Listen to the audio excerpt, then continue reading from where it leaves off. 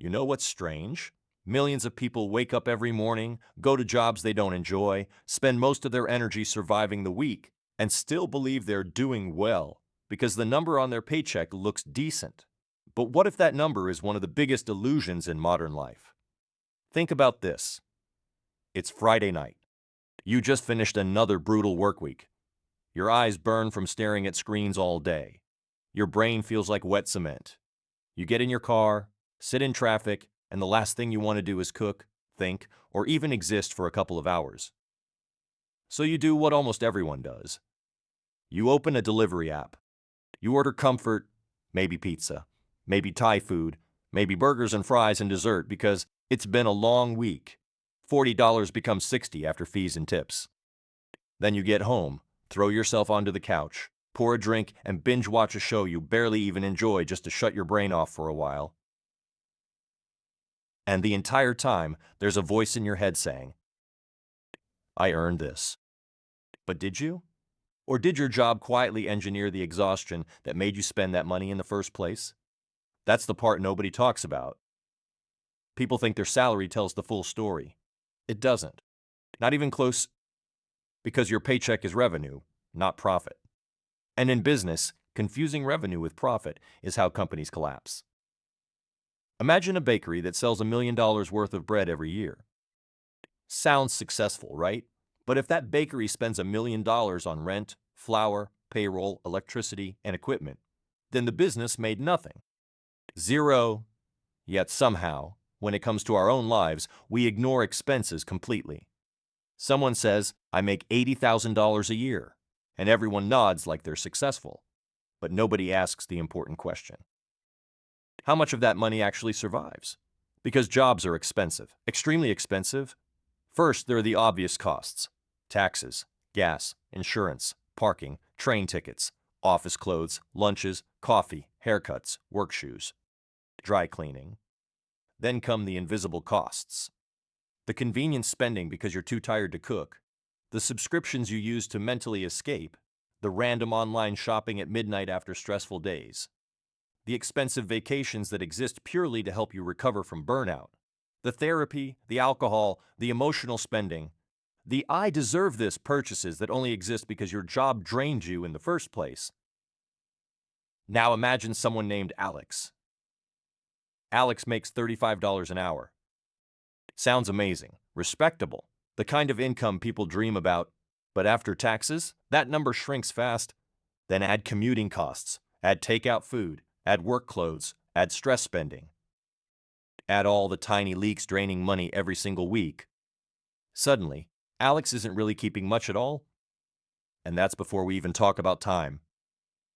Because companies love saying people work 40 hours a week. That's adorable.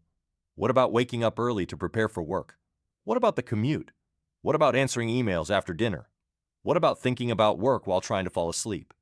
What about Sunday anxiety? What about being mentally exhausted for hours after clocking out? That counts too. It all counts. Your job doesn't just own the hours you're physically present. It often owns your energy before work and your recovery after work too. So if someone officially works 40 hours, but spends another 15 hours commuting, preparing, decompressing, and mentally carrying stress, are they really working 40 hours? Or are they selling 55 hours of their life every single week? Now the math becomes terrifying, because when you divide your REAL remaining income by your REAL time spent, many people discover they're effectively earning far less than they imagined. Sometimes less than teenagers. Working simple part-time jobs, at least the teenager working at a fast food restaurant leaves work at work. Many professionals never mentally clock out, and this creates one of the biggest traps in modern society, the illusion of advancement. A promotion sounds exciting. More money, better title, more status. But what often comes with it?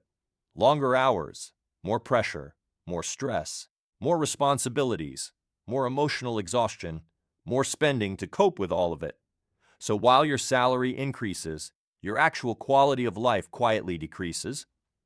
You start outsourcing basic life tasks because you no longer have time. Food delivery replaces cooking. Convenience replaces health. Online shopping replaces happiness. And eventually, your entire lifestyle becomes dependent on maintaining the very job that's draining your life away. That's the trap. You begin buying things to tolerate the lifestyle required to keep buying things, and the cycle never ends. But here's where things get really dangerous. Most people never calculate the opportunity cost. That daily $6 coffee doesn't feel serious. But invested over decades, it becomes tens or even hundreds of thousands of dollars. That constant convenience spending isn't just stealing today's money, it's stealing future freedom. Every exhausted purchase has a hidden price tag attached to your future. And the system depends on you never realizing this. Because tired people don't question the system. Tired people consume, they scroll, they shop, they distract themselves, they survive. And survival mode is incredibly profitable for corporations. So what's the solution? Not quitting your job tomorrow and disappearing into the woods. The real solution is optimization. You stop chasing bigger salaries and start protecting your margin, your time margin, your energy margin, your financial margin.